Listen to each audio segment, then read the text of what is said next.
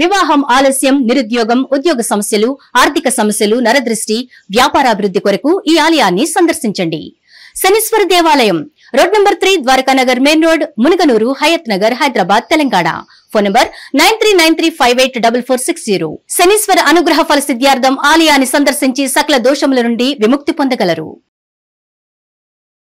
నాగనాథ్ గారు, రాహుకేతులు మనిషి మనుగడకి, అభివృద్ధికి అవరోధాలు అంటారు. ఇది నిజమేనా? రాహు అంటే ఏంటో తెలుసు. రాహు అంటే కేతు అంటే కలియుగానికి. నాగనాథ్ గారు, రాహుకేతులు సంతాన ప్రాప్తి లేకుండా చేస్తాయి అంటారు. నిజమేనా? రాహుకేతువులు దేనికి సిగ్నిఫికెన్స్ అంటే మనిషిలో ఉన్నటువంటి. నాగనాథ్ గారు, ఇప్పుడు రాహుకేతుల ప్రభావం వల్లే పొలిటికల్ అండ్ ఫైనాన్షియల్ స్కామ్స్ జరుగుతాయి అంటారు. ఇది ఎంతవరకు నిజమంటారు? దుర్మార్గపు ఆలోచనలు, కాన్స్పిరసీస్, చీటింగ్, ఇవన్నీ కూడా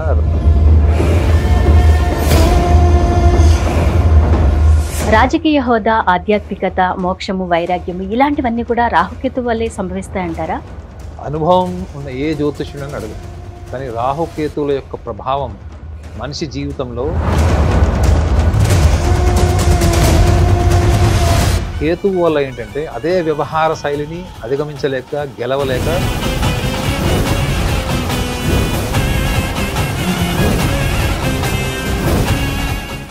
నాగనాథ్ గారు, మరి మీనరాశి వారికి రాహుకేతుల ప్రభావం ఎలా ఉంటుందంటారు? అనుకూలంగా ఉంటుందా, వ్యతిరేకంగా ఉందా? వారి గురించి చెప్పండి. ఖచ్చితంగా. హిట్టివి ప్రేక్షకులకు అందరికీ కూడా నమస్కారం. హర్షిణి గారు, మీనరాశి. సో మీనరాశి వాళ్ళకి ఏంటంటే షష్ఠమ వ్యయభావాల్లో రాహుకేతు ఉంటుంది. షష్ఠమ భావం అంటే సింహరాశి, మీనరాశి నుంచి. వ్యయభావం అంటే 12th హౌస్, మనం మోక్ష స్థానం అంటాం దాన్ని. సో దీంట్లో రాహు ఉన్నాడు. సో మీనరాశి వాళ్ళకి రాహు యొక్క ఇంపార్టెన్స్ తెలియాలి. ఫస్ట్ రాహువు అనేవాడు ఒక మాయలో ఉంచుతాడు, లేని ప్రపంచాన్ని సృష్టిస్తాడు. ఆ ప్రపంచాన్ని మీరు నిజం అనుకుంటారు, నిజం అనుకుని దాంట్లో విశ్వ ప్రయత్నాలు చేస్తారు, డబ్బులు పెడతారు, రకరకాల ప్రయత్నాలు చేస్తారు. కానీ ప్రయత్నంలో మీరు సఫలమైనా మీ యొక్క జీవితంలో సంతృప్తి ఉండదు, సఫలం కాకపోయినా సంతృప్తి ఉండదు.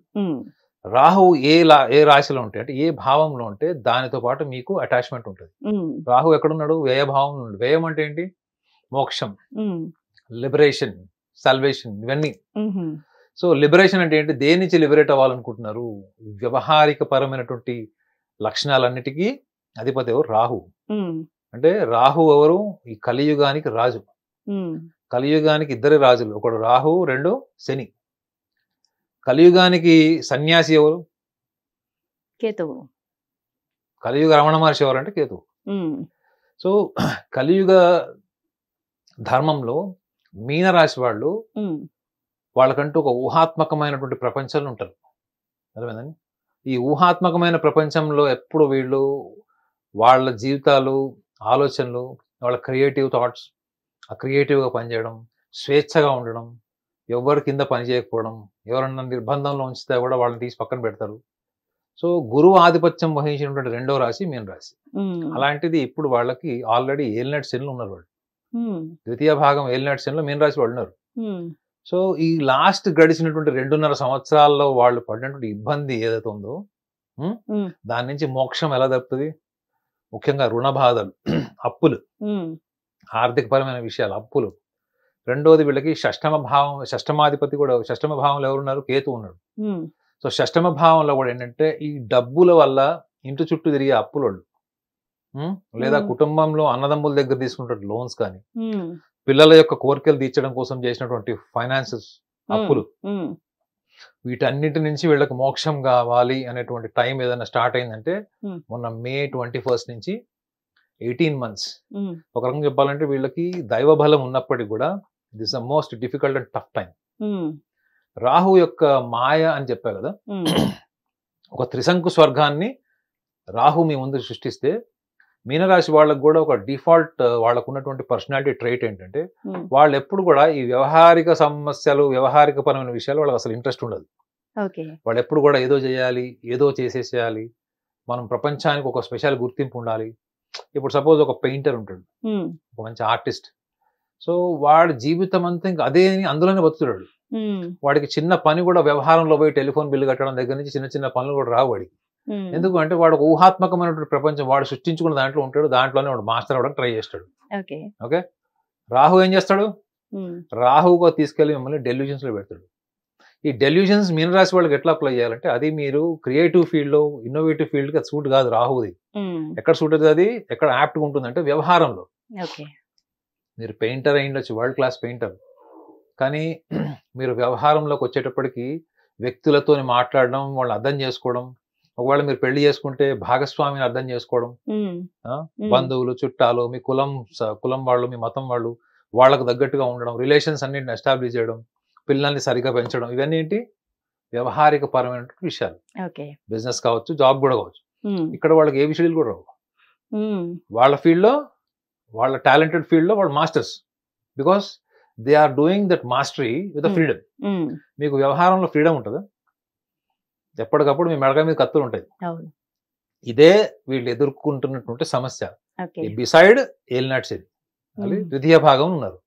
సో వాళ్ళు రాహు యొక్క లక్షణాలు వీళ్ళు ఎలా అర్థం చేసుకోవాలి, వ్యవహారంలో ఎలా మార్చుకోవాలి వీళ్ళు అంటే, మీనరాశి వాళ్ళకి లౌకిక జ్ఞానం అంటే, లౌకిక జ్ఞానం లేకపోయినా కానీ వాళ్ళు మాటలతో యుద్ధం చేయగలరు. ఒకటే మాటలో మిమ్మల్ని ఎవరెస్ట్ మీద పెట్టగలరు, ఒక మాటని మిమ్మల్ని భూమికి తేగలరు. దీన్ని వీళ్ళు వ్యవహారం నుంచి తప్పుకిచ్చుకోవడానికి, వ్యవహారం నుంచి వీళ్ళు ఎదుర్కోవడం, వ్యవహారిక సమస్యలు ఎదుర్కోవడం కోసం ఆయుధంలాగా వాడతారు వీళ్ళు. సో వీళ్ళు ఎదుర్కొంటున్నటువంటిది ఏంటి? ఇప్పుడు రుణ బాధలే వీళ్ళకి మెయిన్ ప్రాబ్లమే, ఫైనాన్సెస్. ఎందుకు? మోక్షంలో రాహు ఉన్నాడు కాబట్టి. ఈ రాహు అంటే దేనికి అధిపతి? ఇహలోక సుఖ సంతోషాలన్నిటికి అధిపతి. కారు, బిల్డింగ్, బంగారం, నగా నట్ర ఇవన్నిటికి అధిపతి. సో వీళ్ళకి నాకు తెలిసి ఈ 28th నవంబర్ నుంచి చాలా బెటర్ పీరియడ్ స్టార్ట్ అవుతుంది. That is one good aspect. So 28th November 2025 అది ఏలినాటి శని ఉన్నప్పుడు కూడా ఒక విషయాన్ని గమనించాలి ఏంటంటే, మీనరాశి వాళ్ళందరికీ గోచార ఫలరీత్యా ఏలినాటి శని, కానీ వాళ్ళ జన్మ లగ్నాన్ని బట్టి వాళ్ళకి శని గ్రహం ఎక్కడున్నాడు వాళ్ళు ఇది కూడా గమనించాలంటే, శని యొక్క ప్రభావం లేకుండా మీరు డబ్బు సంపాదించలేదు. Without the support of Saturn you cannot become rich. కలియుగంలో ఇద్దరే రాజులు అని చెప్పాను. రాహు వ్యవహార శైలి, శని ధనం. ఈ రెండు లేకుండా మీకు కలియుగంలో ఏముంది? ద్వాపరంలోనే ఏం లేదు. ఈ రెండు లేకుండా ఇంకా కలియుగంలో ఏముంటుంది? సో వీళ్ళు లౌకికంగా అర్థం చేసుకోవాల్సింది ఏంటి, వీళ్ళు మాట పట్టింపుకు వెళ్ళకపోతే చాలు మేడం. అర్థమైందా? మాట పట్టింపు ఎంత స్వాభిమానం ఉంటదంటే వీళ్ళకి, దుర్యోధనుడు కూడా ఉండదు. తెలుసు కదా, దుర్యోధనుడు ఒక్క స్వాభిమానం, ద్రౌపది మయసభలో నవ్వింది అని ఒక్క రీజన్ తో యుద్ధం జరిగింది, 10 లక్షల మంది పోయారు. సో వీళ్ళు అట్లాంటి ఎగ్జాంపుల్ తీసుకోవాలి. మన పని మనం చేస్తున్నాం, వాళ్ళకి ఇంద్రియాలు, ముఖ్యంగా చెవులు ఉంటాయి చూడండి, ఈ చెవులు వాళ్ళకి పెద్ద శత్రువులు. కళ్ళతో చూసింది మనకి ఎక్కువ ఎఫెక్ట్ ఉంటుంది మేడం, చెవులతో విన్నదానికంటే. కానీ వీళ్ళకి చెవులే వీళ్ళ శత్రువులు. ఎలా?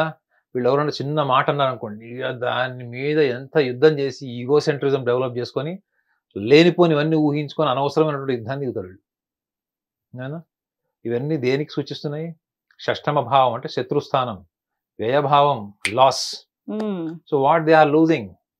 Financial resources they are losing. Instead of generating, developing financial resource, they are addicted for debts and loans. అప్పులు. దీనివల్ల ఏమవుతుంది? షష్టమ భావంలో ఉన్న కేతు ఆధ్యాత్మిక బలాన్ని ఇచ్చేవాడు కూడా ఏం చేయగలుగుతాడు? సో నీ బుద్ధిని ఎలా వాడాలి? నువ్వు పనిచేసే చోట నీ చెవులకి దూది పెట్టుకోవాలి.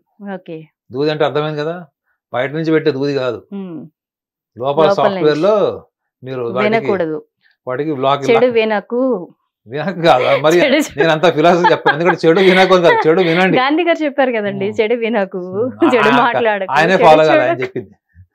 అది కొంతమంది చెప్పేవాళ్ళకి చెప్తారండి, వాళ్ళు ఫాలో గారు. సో ఇప్పుడు ఈయనకి ఈ ముఖ్యంగా మీనరాశి వాళ్ళకి కావాల్సింది ఏంటంటే, ఎప్పుడైతే ఉద్యోగం చేస్తున్నారో దే మస్ట్ డెవలప్ కంటెంట్మెంట్. అంటే ఈ కంపారిజన్స్ ఆఫ్ సుపీరియారిటీస్ అండ్ ఇన్ఫీరియారిటీస్, ఈ డిస్క్రిమినేషన్, సుపీరియారిటీస్, ఇవి పక్కన పెట్టడం. మేడం ఈ చిన్న చిన్నవే ధార్మిక బలాన్ని పెంచుతాయి మేడం. మన దురదృష్టం ఏంటంటే, మనం ధార్మికత, ఆధ్యాత్మికత అంటే బయట ఏదో వెతుకుతున్నాం. నిజమైన ధార్మికత ఎక్కడ ఉంటుంది మేడం? మీరు ఒకవేళ మీరు శ్వాస మీద మీరు ఒక్కసారి దృష్టి పెట్టి వెళ్ళిపోతే మీకు తెలిసేది ఏంటి చెప్పండి?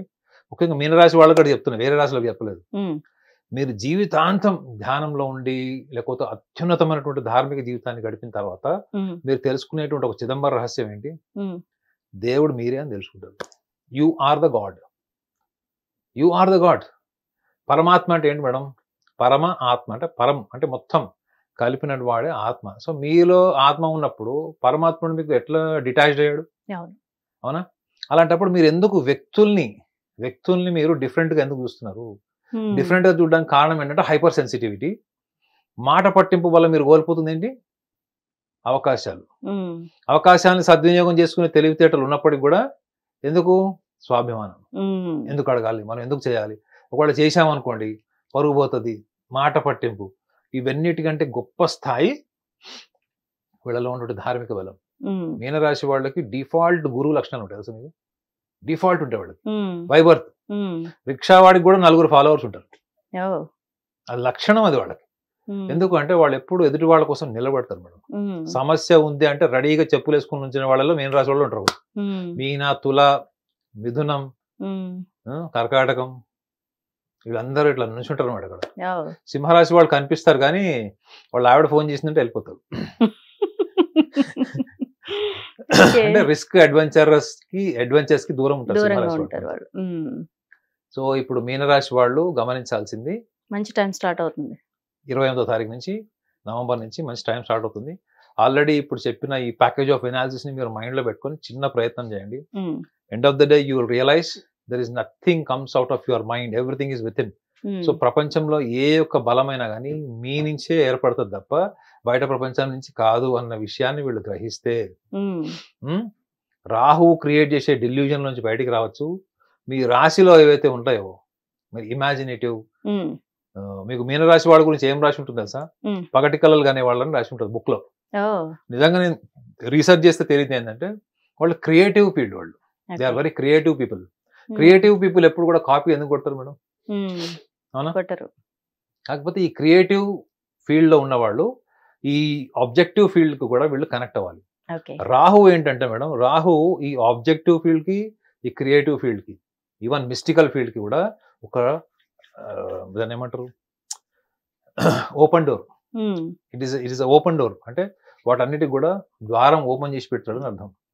సో కాబట్టి వీళ్ళు తెలుసుకోవాల్సింది ఏంటి, అన్ని విషయాల్లో కూడా వీళ్ళు చిన్న చిన్న విషయాలను కూడా చెవులు ఎక్కించుకొని అది మెదడులో పెట్టుకుని జీవితకాలం బాధపడి దీనివల్ల వ్యవహారం కోల్పోతే వ్యవహారంలో మనము కష్టపడాలి తప్ప పరమార్థంలో కష్టపడాల్సిన అవసరం లేదు మేడం. పరమార్థ సాధన ఇఫ్ యు కంపేర్ విత్ వ్యవహార విచ్ ఈస్ వెరీ ఈజీ, వ్యవహార శైలి ఈజ్ వెరీ డిఫికల్ట్. ఎందుకంటే వ్యవహారంలో మీరు మారాలి, మాడిఫై అవ్వాలి, చేంజ్ చేసుకోవాలి. మీకు అసలే వ్యయంలో రాహు, షష్టమంలో కేతు ఉన్నప్పుడు ఎందుకు అనవసరమైనటువంటి ఆర్భాటం, ఈగో ప్రాబ్లమ్స్, మేనేజ్మెంట్ అని ఎందుకు?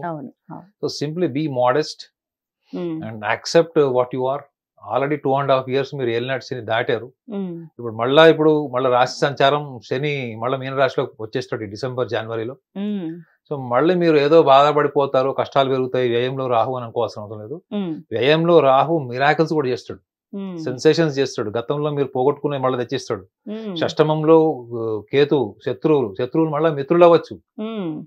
మిమ్మల్ని కొట్టిన వాళ్ళు, తిట్టిన వాళ్ళు, ఇన్సల్ట్ చేసిన వాళ్ళు కూడా మళ్ళీ మీ ఇంటికి వచ్చి మీ కాళ్ళు పట్టుకోవచ్చు. కావాల్సిన జస్ట్ ఏంటి? What is the just you need to have?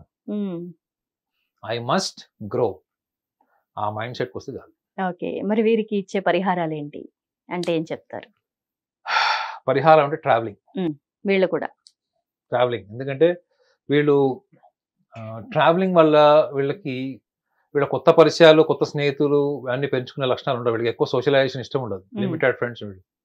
But travelling వల్ల ఏంటంటే వీళ్ళకి అట్మాస్ఫియర్ ఇంపాక్ట్ ఎక్కువ ఉంటుంది మీనరాశి వాళ్ళకి. అంటే ప్రకృతి, లేకపోతే పర్యావరణం, లేదా కొత్త ప్రాంతాలు. వీళ్ళ వల్ల ఏంటంటే మనసు వీళ్ళది చెప్పదు, క్రియేటివ్ ఫీల్డ్ ఉంటుంది కదా, ఎప్పటికప్పుడు వీళ్ళు ఎన్హాన్స్మెంట్ చేసుకునే అవకాశం ఉంటుంది. ఒకటి ట్రావెలింగ్ వీళ్ళకి చాలా యూజ్ అవుతుంది. రెండోది మ్యూజిక్. ఈ రెండిటి వల్ల వచ్చేటువంటి రిలాక్సేషన్ వీళ్ళు ఎన్ని యాత్రలు చేసినా రాదు. ఏం యాత్రలు అర్థమైంది కదా, రాదు.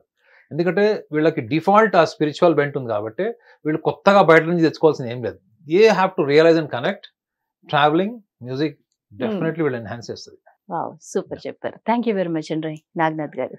హిట్ టీవీ యాప్, ఇందులో short news, live news, entertainment shows, movies, digital magazines తో పాటు మీ జిల్లా వార్తలను కూడా ఫ్రీగా చూడొచ్చు.